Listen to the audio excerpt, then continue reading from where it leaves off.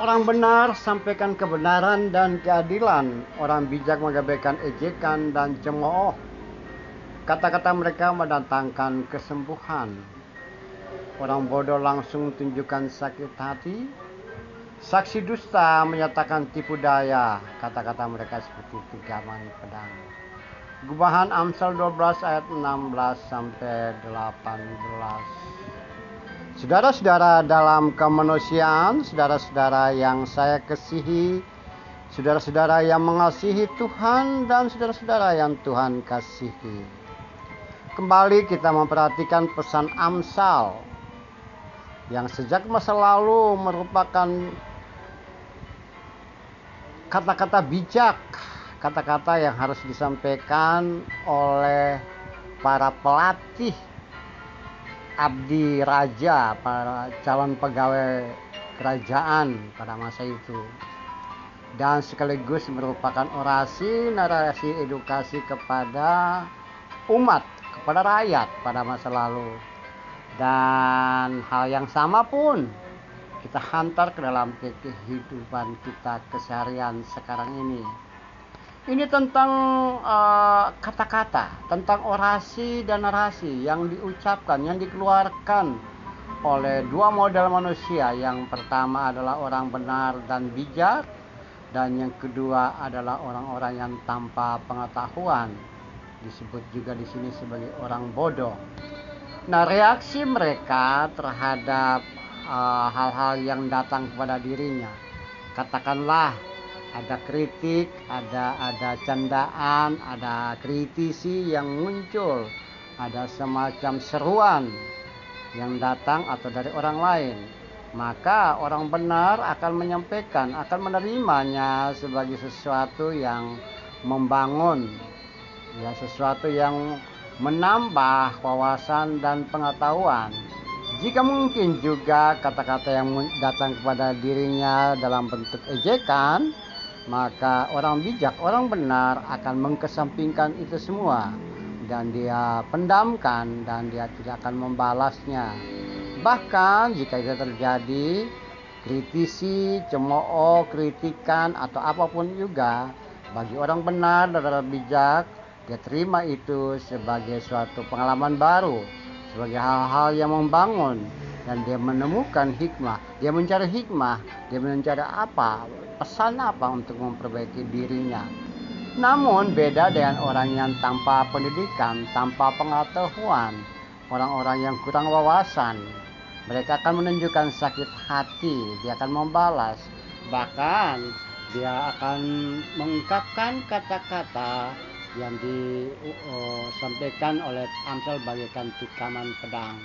Yang penting baginya bagaimana membalas sehingga orang sakit hati, merasa terhina, dan juga merasa kalah, atau bahkan kata-kata tersebut bisa menghancurkan orang lain.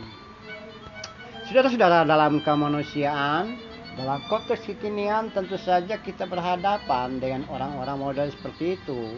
Kita berhadapan dengan orang-orang yang lemah lembut, berkata-kata halus, dan mampu, kata-katanya mampu menyembuhkan. Bahkan dengan nasihat atau orasi dan narasi edukasi yang datang dari dirinya, menjadikan orang tersembuhkan, orang sembuh dari luka-luka batin, masalah inspirasi, tegar.